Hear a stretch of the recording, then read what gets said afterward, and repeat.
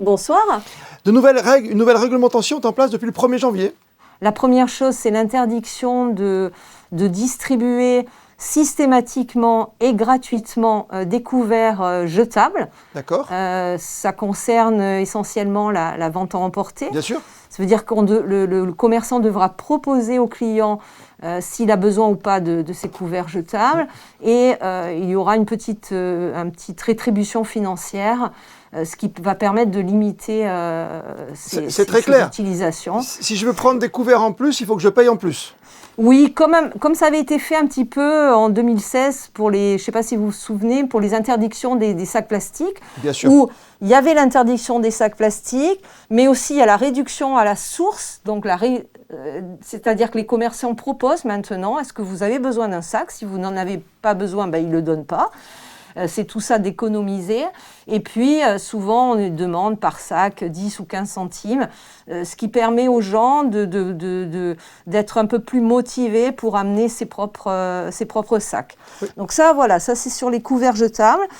Et une deuxième obligation, en tout cas, qui est intéressante, c'est en termes environnementaux, qui concerne les employeurs, privés et publics, qui doivent mettre, pour ceux qui disposent en tout cas de locaux réfectoires, tisaneries, salles de café, qui sont obligés de mettre à disposition de leurs salariés de la vaisselle réutilisable, c'est-à-dire couverts, assiettes, saladiers, verres, mug et voilà. Valérie, ça veut dire concrètement qu'à la place du plastique, on peut mettre, pour cet usage-là en tout cas, dans cette cuisine commune, comme vous le dites, on peut mettre de l'inox, du verre et de la céramique. Tout à fait. Oui, d'accord. C'est-à-dire en tout cas tout ce qui est réutilisable. L'objectif de toutes ces mesures, c'est d'éliminer le plastique à usage unique. Ça, il y a déjà eu beaucoup de choses qui sont faites depuis 2016 dans la réglementation, mais aussi d'aller plus loin, c'est-à-dire de favoriser les produits qui ont une longue durée de vie. Et les produits qui ont une longue durée de vie, c'est ceux que l'on peut réutiliser, laver, réutiliser. Ça veut dire qu'aujourd'hui, il vaut mieux prendre une petite gourde en verre, par exemple, pour aller au bureau, que d'avoir 3 ou même 4 verres, même, qui sont en carton ou en plastique. Mais voilà. Bien sûr. Bien sûr, la substitution du plastique, elle passe obligatoirement par du carton ou du bois. C'est mieux que le plastique, effectivement, c'est moins impactant, mais on reste sur des circuits courts, sur du jetable. Aujourd'hui, pour être très concret, si une entreprise qui dispose d'un endroit commun, comme une cantine, vous dites, n'utilise pas ce genre de procédé, ne satisfait pas votre réglementation, il y aura une amende ?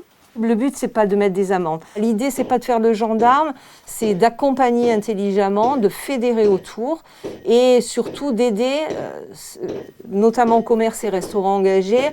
On a là une lettre qui va partir, des newsletters que l'on fait tous les trimestres, que l'on envoie avec justement, on explique la réglementation, on explique les substitutions, on donne des indications. C'est un accompagnement gratuit que le gouvernement a mis en place et que la direction de l'environnement s'attache à dynamiser pour justement que toute l'information soit claire.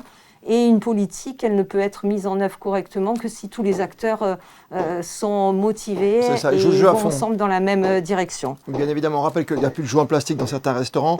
Les sachets de thé en plastique, des emballages pour les fruits maintenant, c'est du vrac par exemple que l'on donne, ou encore les étiquettes en plastique sur certains habits.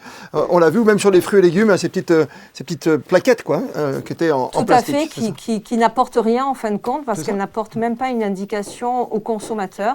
Donc tout ça est supprimé depuis le 1er janvier de cette année. Merci mille fois Valérie Damnet. Merci beaucoup, merci à vous. Merci, à très vite et bonne année encore. Oui, vous aussi.